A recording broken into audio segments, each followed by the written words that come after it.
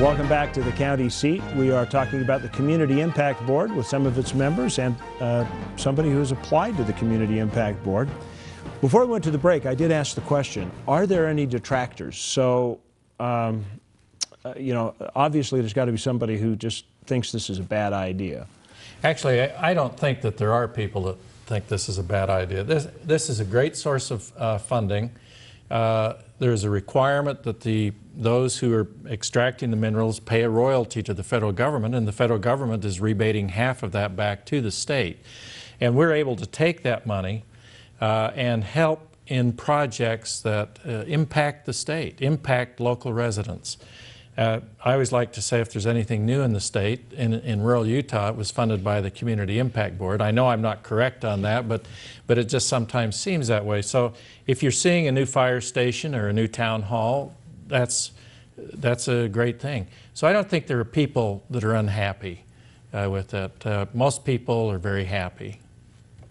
And I might just add to that, I think this is probably a poor analogy, but let's say it's Christmas time and you wanted 10 gifts and maybe you only came back, maybe you only ended up with 7.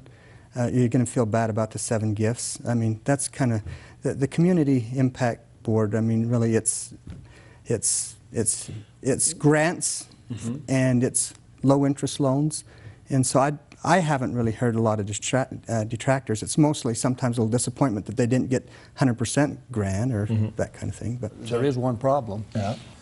Sometimes we get more infrastructure in a small community than we can afford to maintain. How about that?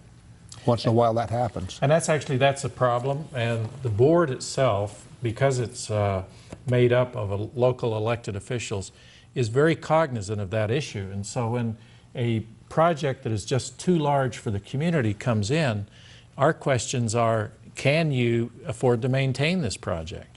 I mean, it's nice to build the Taj Mahal, but if you can't afford to clean it or to take care of it, that's a problem. And that's actually a really good question, because in general it seems like we get in trouble with this a lot. We come up with these, you know, great programs, and we say we're going to build a new department, and we're going to, you know, we're going to take this pool of money that we've got, and we're going to hire all these people, and then you've created a beast that you have to maintain, and somehow or another we get short-sighted.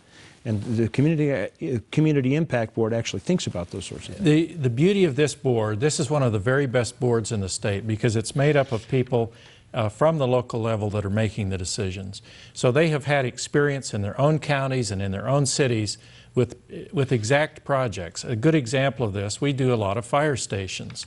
And one of our board members, Commissioner Mike Milovich from Carbon County, is very well versed in this. And we would have projects come in where they didn't have the proper facilities. They had gone on the low end. And so we give them more money so that they can actually do a better job, get the washout room so that it's safer for our firemen.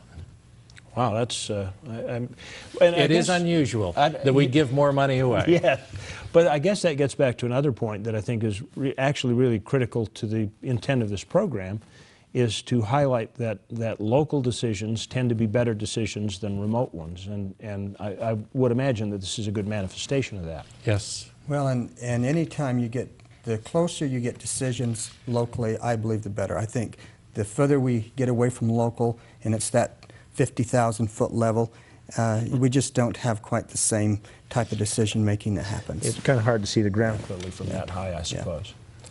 Yeah.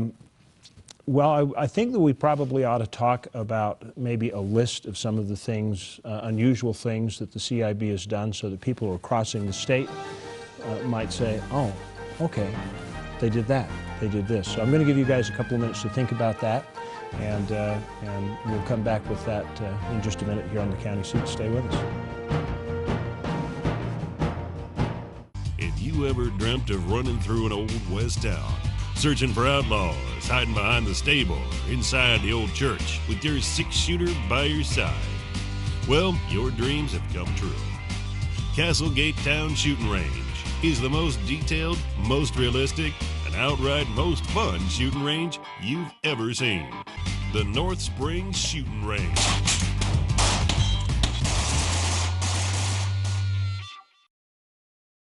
Cedar City, Utah is home of the Tony Award-winning Utah Shakespeare Festival. But did you know that we also offer a different kind of play?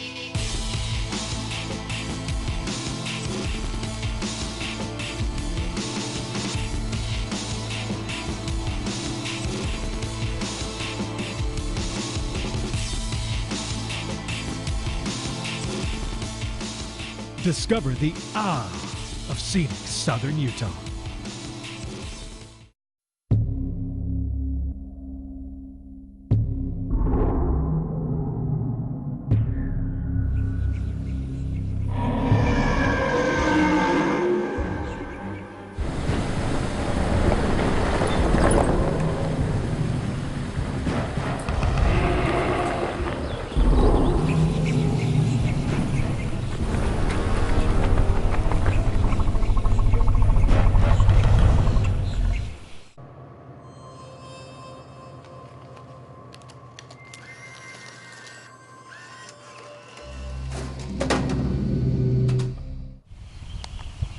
Unlimited opportunity for adventure. It's all about knowing where to look. ATV adventures, rock crawling events, art festivals, and wildlife events. The opportunities are limitless. Pick your adventure in Miller County.